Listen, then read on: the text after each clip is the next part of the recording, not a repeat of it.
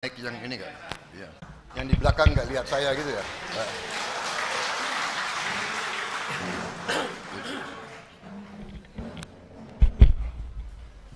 Bisa dengar ya suara saya? Ini cukup bagus ya? Cukup bagus di belakang. Cukup ya? Ya. Hah? Coba aja Pak ya. Pak Tuan Rumah Habib Najib Salim Atamimi, Ketua Panitia Ketua Panitia Kiai Haji Wahyu Muryadi, Ketua Umum Partai Berkarya Mayor Janate Satya Yuda dari Dewan Energi Nasional, Profesor Effendi Suhud, Peneliti Utama Politik BRIN, Profesor Dr. Siti Zuhro MA, saya banggakan. Sekali lagi terima kasih undangan ini, dan kita berkumpul di sini dalam suasana dan musim politik. Politik dalam keinginan untuk memperbaiki kehidupan masyarakat. Itu adalah definisi politik di sekolah-sekolah, di universitas-universitas. Politik adalah kehendak untuk memperbaiki kehidupan masyarakat dan rakyat. Itu dalam arti yang ilmiah dan baik. Berarti kita di sini semua menjalankan tugas dan kewajiban sebagai warga negara. Bahwa warga negara di negara di mana rakyat dari sejak awal menentukan dan menghendaki bahwa yang berdaulat adalah rakyat. Kita bukan negara kerajaan. Saya kira itulah yang mendorong bapak-bapak dan ibu-ibu mau berkumpul, mau mendengarkan para calon-calon pemimpin. Dan saya kira itu baik. Bapak-bapak, ibu-ibu sekalian, bapak-bapak yang berada di kampung, bapak-bapak yang berada di daerah, bapak-bapak ibu lebih tahu keadaan rakyat. Bapak yang lebih tahu, bapak yang lebih merasakan, bapak-bapak ibu yang merasakan semua. Kita mengerti semua. Tadi film itu bukan sesuatu yang aneh bagi saya. Saya sekian tahun Ketua Umum Himpunan Kerukunan Tani. Saya sekian tahun sampai sekarang masih Ketua Dewan Pembina Asosiasi Pedagang Pasar seluruh Indonesia. Saya sampai sekarang masih Ketua Dewan Pembina Induk Koperasi Unit Desa sampai sekarang. Dan saya berjuang di bidang politik sejak 2004. Saya di tentara dari usia 18 tahun sampai saya berhenti tahun 98 akhir. Waktu saya muda, saya sudah tanda tangan. Saya siap mati untuk negara dan rakyat Indonesia.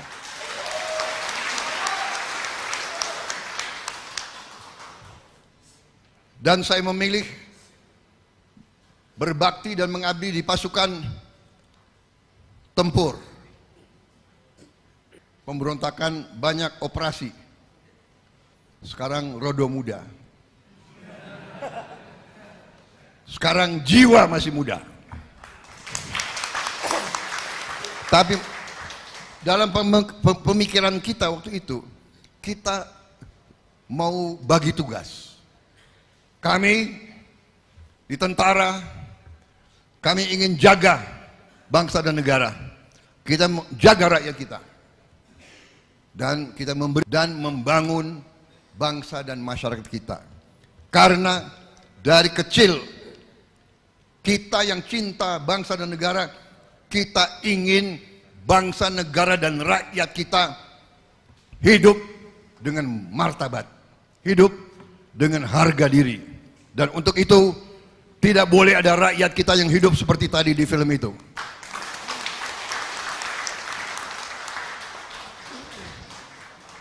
kita faham dan kita mengerti tujuan kemerdekaan adalah rakyat tidak hidup dalam kemiskinan seperti itu. Dari awal itu pengertian kita, itu keyakinan kita. Karena itu kita siap. Saya sebagai anak muda waktu itu, saya siap mati untuk republik ini agar rakyat kita bisa hidup makmur dan tidak seperti itu. Saudara-saudara, kita mengalami ratusan tahun kita dijajah oleh orang asing. Ratusan tahun. Dan kita tahu dari sejarah, kita faham, kita mengerti bahwa kekayaan kita terus diambil. Kekayaan kita terus, bukan kita yang ke Eropa, orang Eropa yang ke sini. Mereka datang waktu itu, mereka cari kekayaan kita, rempah-rempah kita, karet kita, minyak kita, semua. Dan mereka memperlakukan kita sebagai makhluk yang rendah. Kita disuruh kerja paksa, kita tidak punya harga diri. Bahkan di tempat-tempat umum mereka pasang papan-papan prasasti Honden and Inlander Verboden. Saya masih lihat Letnan 1 Prabowo Subianto tahun 78, Komandan Kompi 112, prasasti Verboden for Honden and Inlander, dilarang untuk anjing dan pribumi.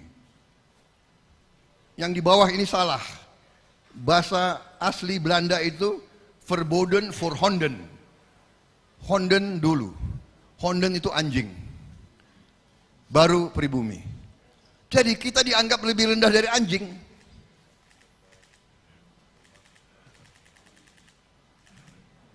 Jadi bapak-bapak sekalian, adegan tadi dalam video, ini sama. Tiap mereka menjajah itu, ini di India. Di India,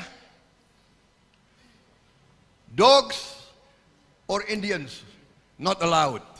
Dogs and Indians, di sana kan orang India. Lalu pribumi selalu orang India, kita selalu kita dianggap di bawahnya anjing. Saya ini perlu sampaikan karena banyak di sini banyak generasi penerus ya, bahwa kita lupa bahwa kita selalu diadu domba, kita selalu dipecah belah sampai hari ini.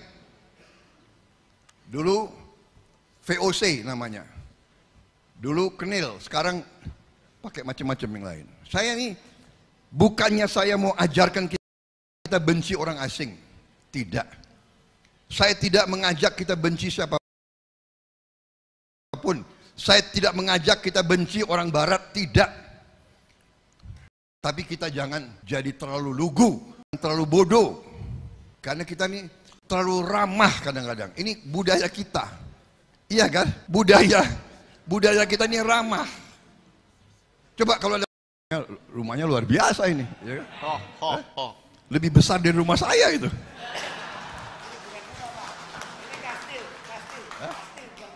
Ya ini bukan rumah ini, kastil, benteng. Saya nggak tahu di Malang ada benteng kayak begini nih. Ini berapa lantai pak itunya? Hah? Liftnya 3 lantai. Ada bunker di bawah.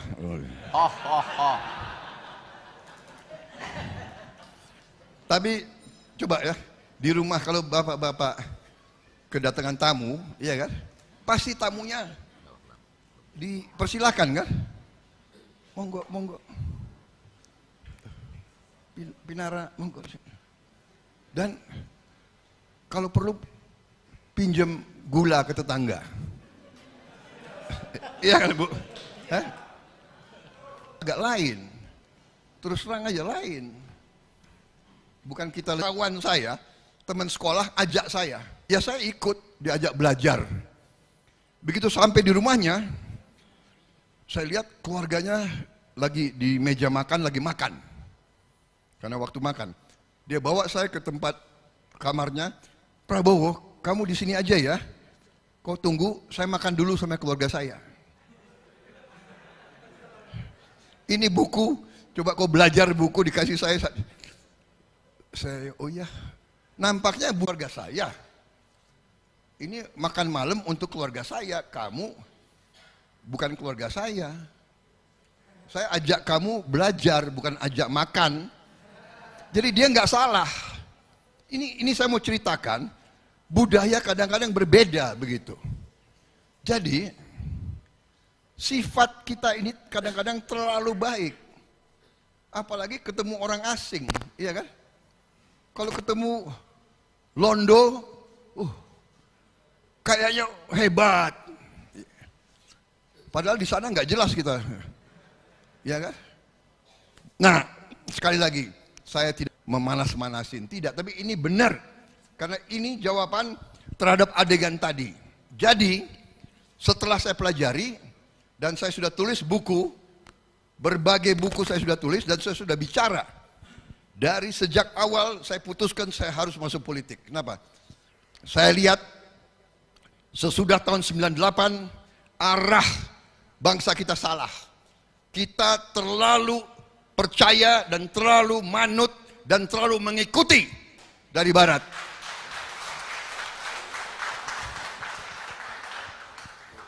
Elit kita sebagian besar belajar ke barat. Termasuk saya. Elit kita terkesima oleh barat. Termasuk saya juga. Saya dulu terkesima sama barat. Waktu muda, begitu hebat. Amsterdam hebat. Rotterdam hebat. Paris hebat. London hebat. Waktu saya. Jadi saya yang dulu ajaran nenek moyang kita, ojo gumunan. Saya dulu gumunan. Kagum, kaget. Lama-lama saya belajar sejarah. Itu dibangun dengan kekayaan kita, saudara-saudara sekalian.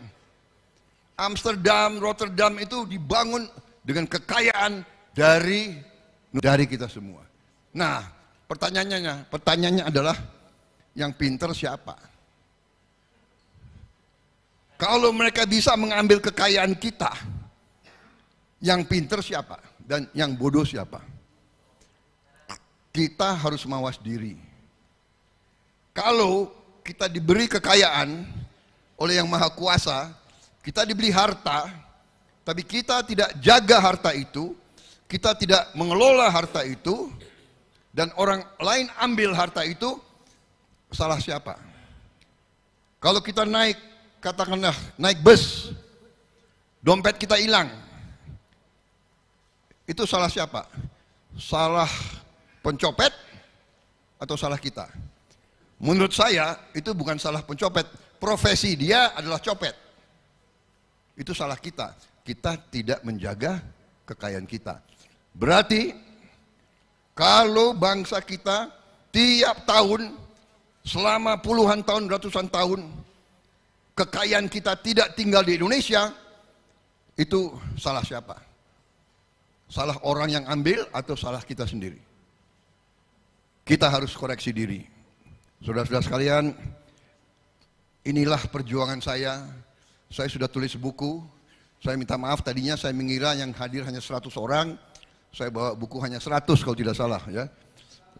Tapi saya tinggalkan, dan kalau bisa nanti kita segera kirim, ya kan? Pakai apa ya? Titipan kilat, saya kirim segera supaya bisa semuanya bawa buku. Bapak-bapak bawa pulang buku saya. Tolong bapak-bapak buka buku saya, pelajari, baca. Kalau ada yang bapak anggap tidak benar, atau bala kosong, atau sesuatu yang bohong, dibuang aja buku itu. Jangan nggak usah diperhatikan, tapi tolong dipelajari. Jadi inti daripada buku saya akan ringkas. Intinya adalah bapak-bapak sekalian, sejak ratusan tahun tentunya mereka jajah kita, kekayaan kita diambil keluar. Di situ Bung Karno waktu berjuang, dia bikin pidato yang terkenal, Indonesia menggugat, di mana dia menjelaskan kenapa Indonesia harus merdeka, karena bangsa Belanda mengambil kekayaan kita terus-menerus. Dia sebut semuanya. Angkanya, karet diambil, minyak bumi diambil, kopi, teh, segala macam. Setelah kita merdeka, setelah tahun 50, 60, dan 70, sampai 98, saya melihat data-data ekonomi hampir tidak berubah. Hampir tidak berubah. Sampai beberapa tahun, saya menyampaikan sesuatu dalam pidato saya tahun 2004, waktu saya masih oleh elit kita waktu itu, yaitu sistem kapitalisme neoliberal. Sistem neoliberal keliru dan tidak akan mensejahterakan rakyat. Itu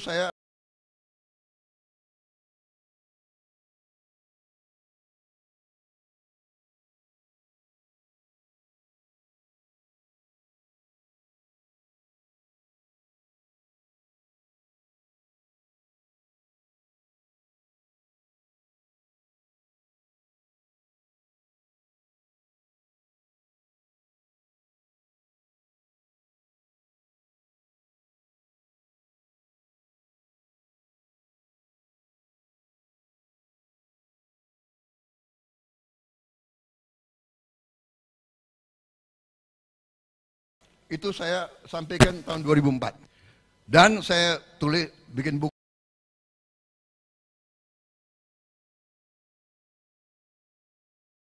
dan tulisan dan sebagainya, dan sebagainya. Saya dicemoohkan. Saya dicemoohkan karena dulu sebagian tokoh kita,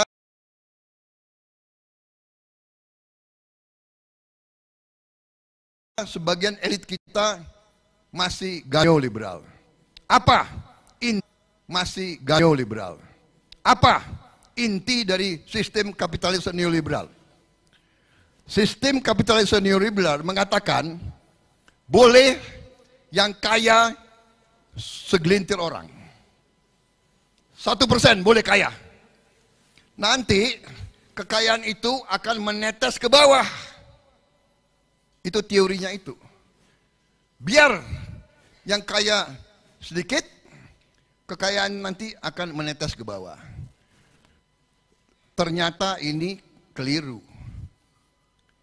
Netesnya mungkin butuh waktu 200 tahun, kita sudah mati semua.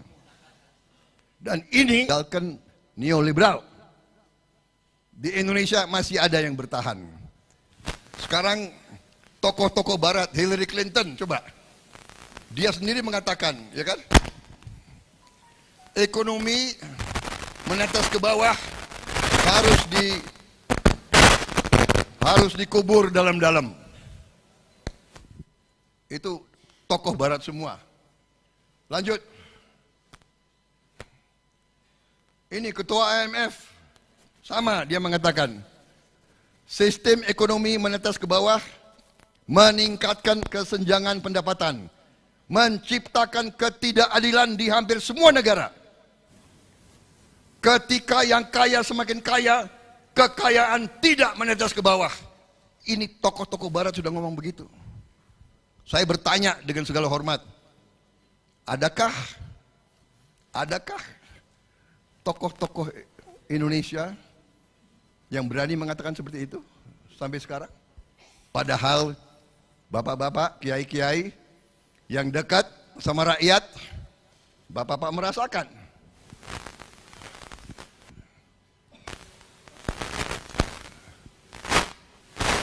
Kalau tidak pemerintah yang turun tangan, yang keliru. Saudara-saudara sekalian, Jadi kita masih miskin banyak, kita harus mengerti penyakitnya itu apa. Ya.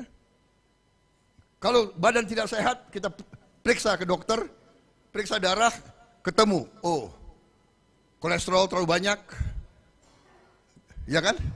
Gula terlalu tinggi, atau apa. Nah, kita pelajari situasi ekonomi Indonesia ternyata benar. National wealth artinya mengalir keluar kekayaan nasional. Dan ini sudah berjalan terus-menerus sekian tahun. Baru berubah beberapa tahun ini dan harus diakui ini salah satu prestasi dari pemerintah yang dipimpin oleh Pak Jokowi.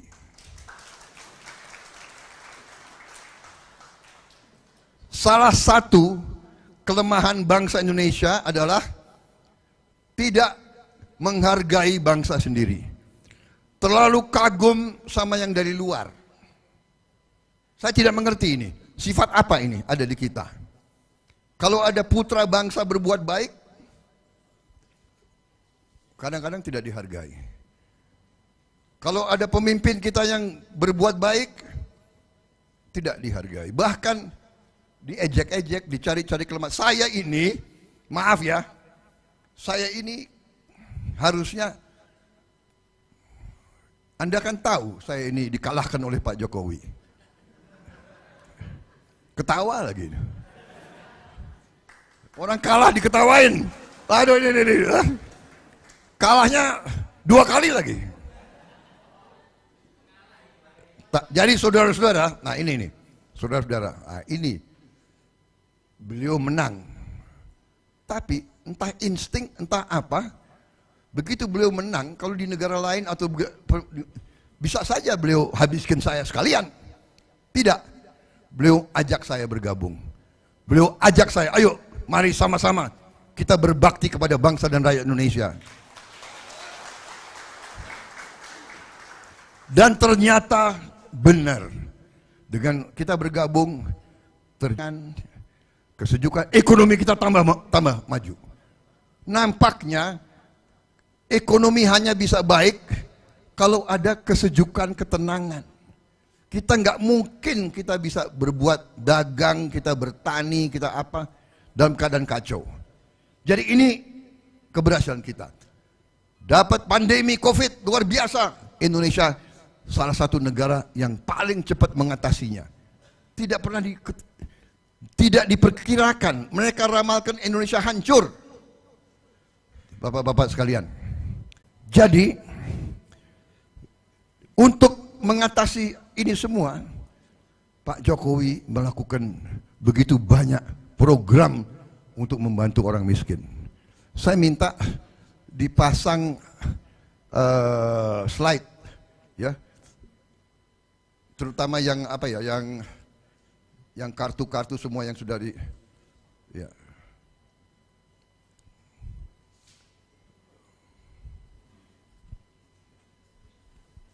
Ya, coba dilihat ini. Kartu Indonesia Sehat, 96,8 juta orang BPJS gratis. 236 juta layanan kesehatan gratis tahun 2022. Kartu Indonesia Pinter, anggaran 12 triliun, 17,9 juta siswa. 2,2 juta siswa sekolah agama. 908.000 mahasiswa, 67.800 mahasiswa agama. Kartu sembako, 18,7 juta keluarga menerima manfaat. Program Keluarga Harapan, 10 juta keluarga penerimaan manfaat. Ini bukti keberpihakan pemerintah. Ini kebijakannya Pak Jokowi. Dan sekarang banyak orang yang nyerang-nyerang, yang jelek-jelekin Pak Jokowi. Saya kira ya, mbok ya kita hormatilah orang yang sudah berbuat baik, yang buat benar. Bahwa kita masih harus berbuat lebih, benar. Bahwa kita belum puas, benar. Bahwa banyak yang belum sempurna, benar. Tapi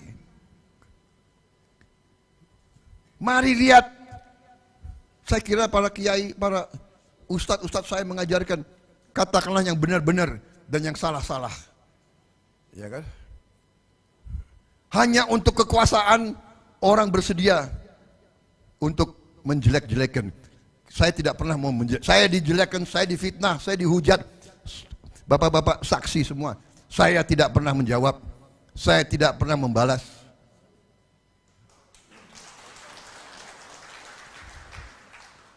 Saya pernah punya guru mengatakan, biar orang memfitnah kamu, Prabowo. Fitnah itu datang ke kamu. Kalau itu tidak benar, itu akan kembali ke dia. Lebih parah lagi. Kita serahkan ke Yang Maha Kuasa. Saya benar. Ada orang terang-terangan mengatakan saya, ya kan, tidur di depan presiden dalam rapat di kabinet. Padahal saya lagi catat. Ada yang mengatakan saya tempeleng dan cekek wakil menteri, ya kan? Orang gila itu yang ngomong. Tapi sudahlah, saya pasrah saja, benar nggak? Karena saya yakin rakyat Indonesia sudah tidak bodoh. Rakyat Indonesia tidak bodoh, rakyat Indonesia pinter-pinter. Mereka mengira rakyat Indonesia bisa dibohongi terus. Saya tidak, saya serahkan ke rakyat. Silahkan menilai yang benar dan yang baik yang mana. Saudara-saudara sekalian, nah sekarang intinya adalah saya akan persingkat. Jadi kita langsung lompat. Banyak ini saya sekarang dengan tim saya membuat suatu strategi yang kita sebut strategi transformasi bangsa. Kita tidak mau bicara lagi pembangunan. Pembangunan itu normal. Pembangunan itu biasa. Kita mau bicara transformasi. Kita mau bikin transformasi. Kita akan lompat. Kita katakan bahwa kita mau, pertama kita harus menghilangkan kemiskinan dalam waktu yang cepat. Bukan mengentaskan kemiskinan, ya kan? Bukan mengurangi kemiskinan kapan-kapan.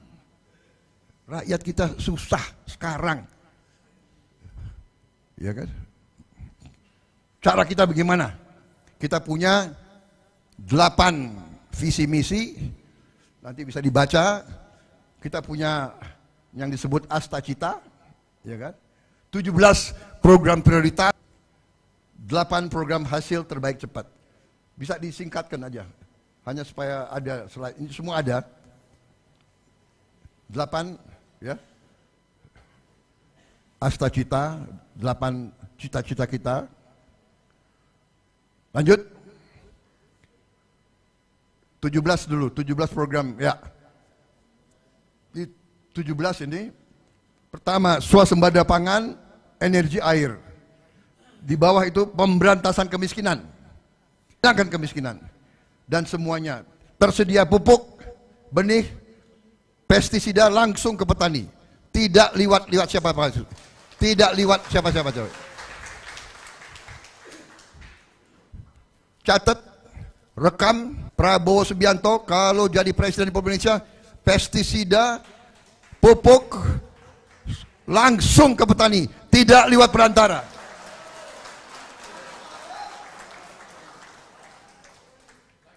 Dan kita akan hitung, kalau memang petani itu punya lahan, petani itu ingin tanam, kalau perlu pupuk itu kita langsung, dan subsidinya kalau bisa sebesar-besarnya. Petani itu produsen, petani itu menghasilkan makan, petani itu pahlawan masa depan bangsa Indonesia.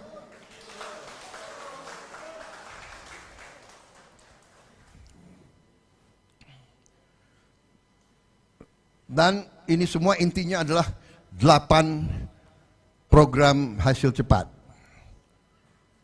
Yang pertama, saya diberi mandat oleh rakyat, yang program akan saya laksanakan adalah makan siang untuk semua anak Indonesia. Makan siang dan susu untuk semua anak Indonesia. Semua anak Indonesia. Dan bantuan gizi untuk anak balita, walaupun dia belum sekolah, dia anak Indonesia, usia dini, dan anak yang masih dalam kandungan ibunya, karena dia di dalam kandungan ibunya 9 bulan, harus dibantu, harus didukung.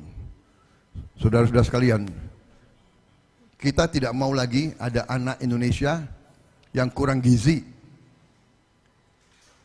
Saya sangat terpengaruh, saya lihat, saya tanya dia, kamu umur berapa? Umur 9 tahun, Pak. Badannya seperti 4 tahun. Saya tanya sebelahnya, kamu umur berapa? Saya umur 10 tahun, Pak. Badannya seperti 5 tahun. Jadi ternyata anak ini mengalami stunting. Stunting artinya kurang gizi. Sel otaknya tidak bisa berkembang, sel otot tidak bisa berkembang, sel tulang tidak bisa berkembang.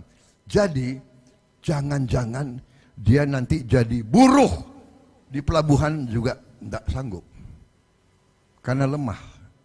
Jangan-jangan dia jadi petani pun tidak sanggup karena lemah. Jadi ini sangat strategis. Dan mereka, saya sudah hitung, yang harus kita kasih makan adalah 82,9 juta anak. Nanti pertanyaannya adalah, banyak ini orang bertanding. Iya kan? Belum apa-apa sudah mengatakan, apa bisa? Iya kan? Uangnya dari mana? Iya kan? Uangnya yang dikorupsi itu, ya kan? Sama yang bocor-bocor itu, kita harus hentikan kebocoran itu. Tapi kita sudah hitung, Indonesia sangat kaya. Ini yang berita bagus yang ingin saya sampaikan.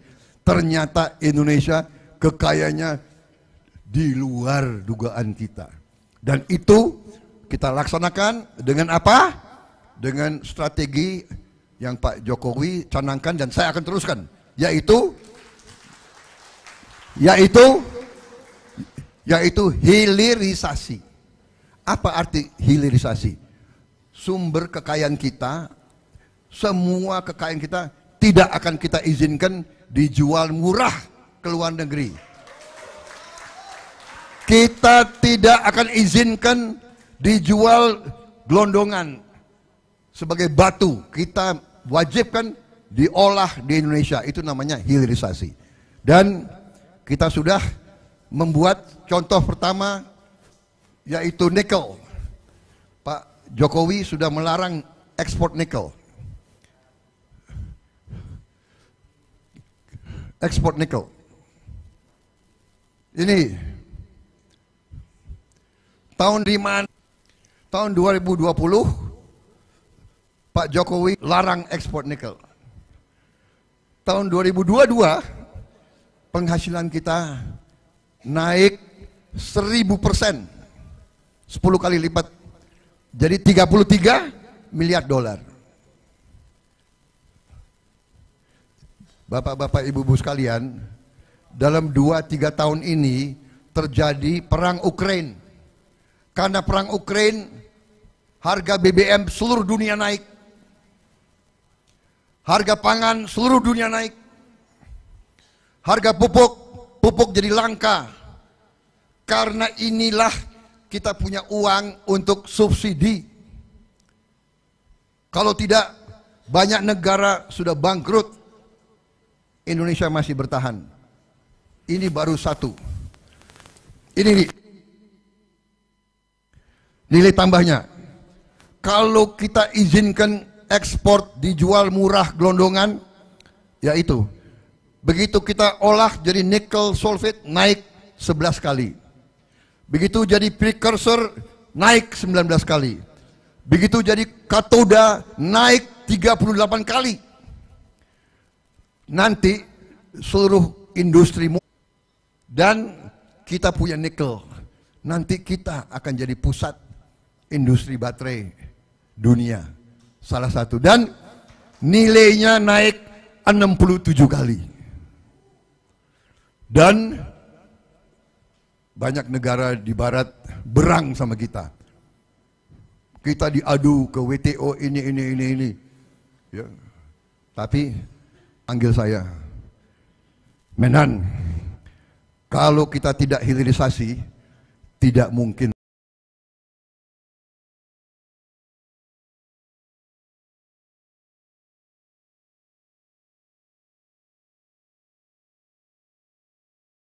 ya kita makmur. Tidak mungkin kita akan jadi negara ya seperti sekarang itu. Rakyat kita harus puas dengan gaji yang kecil. UMR terus. Kita tidak mau. Kita mencanangkan hilirisasi. Dan tidak hanya nikel. Kita sudah punya 21 komoditas yang akan kita hilirisasi. Ada 8 sektor yang utama, ya, mineral, batu bara, minyak, gas bumi, perkebunan, laut, perikanan, kehutanan. Dan komoditasnya 21. Batu bara, nikel, timah, tembaga, boksit, besi baja, emas, perak, aspal dari Buton, minyak bumi, gas bumi, kelapa sawit, kelapa, karet, biofuel, kayu, getah pinus, udang, ikan, rajungan, rumput laut, garam. Akan kita hilirisasi. Kita juga sudah punya rencana. Kita sudah bikin ini contoh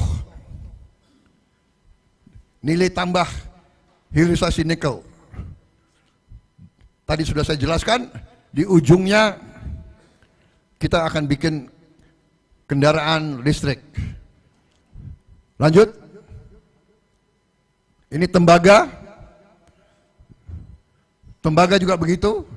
Konsentrat 2 kali, katoda naik 3,9 kali, copper billet 9 kali, copper wire 24 kali, kabel listrik 71 kali, penggerak motor listrik 39 kali. Ini dampaknya. Lapangan kerja terbentuk, naik, peningkatan sekian puluh miliar, ujungnya ekspor. Lanjut. Boksit, tembaga, lanjut. Timah, gas bumi, lanjut. Minyak bumi, semua akan naik terus. Terus, lanjut.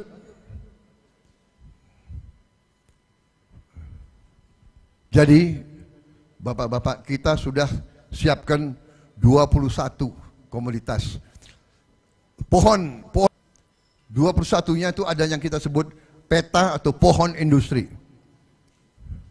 Kita sudah rencanakan ini detail. Jadi saya mau cerita, di Jepang, 1 kilang minyak menghasilkan 70% BBM untuk rakyat Jepang. 30%-nya adalah limbah. Limbah ini digunakan oleh 40.000 pabrik. 1 kilang menghasilkan 40.000 pabrik. Bisa bayangkan nggak kalau kita punya 1, 2, 3 kilang minyak, 4, 5, 6 smelter, puluhan ribu pabrik, berapa ratus ribu anak-anak.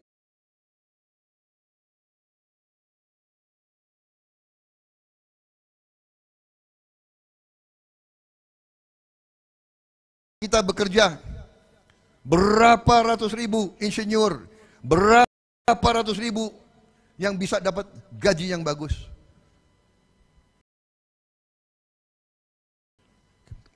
Ini yang kita sebut pohon industri. Bisa dilihat, kita tidak mau jual murah, kita mau nanti ini semua. Industri ini, industri ini, industri ini, industri. Lanjut. Pohon industri nikel.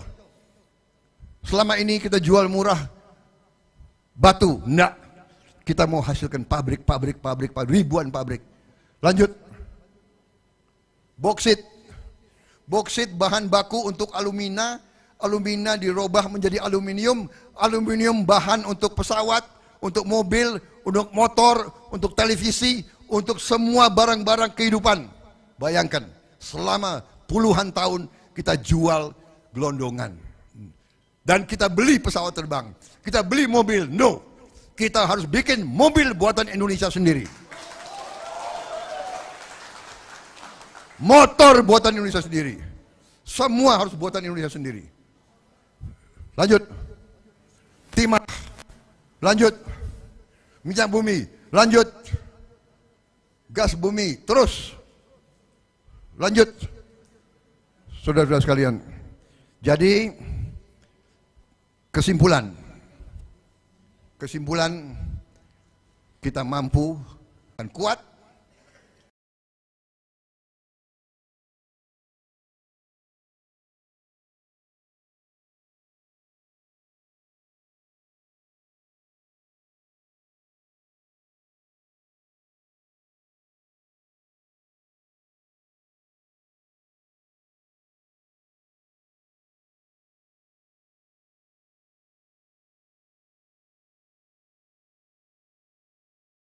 ototnya. Ingat, mati-mati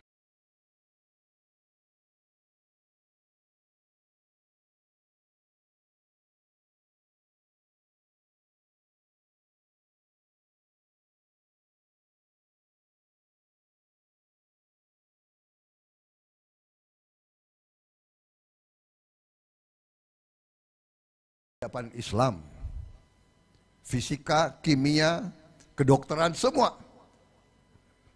Tapi sekarang anak-anak kita malah harus belajar kemana. Kita ingin nanti anak-anak kita jadi kuat, pintar, cerdas. Itu rencana kita. Buku saya dibuang saja, tidak usah milih saya jadi presiden.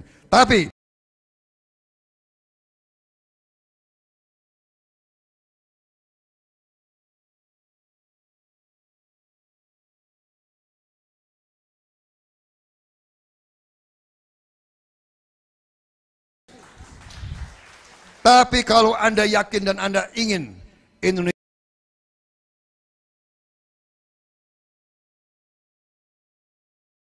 Assalamualaikum warahmatullahi wabarakatuh. Sallu ala Nabi. Bapak-bapak, tepuk tangan sekali lagi untuk Bapak.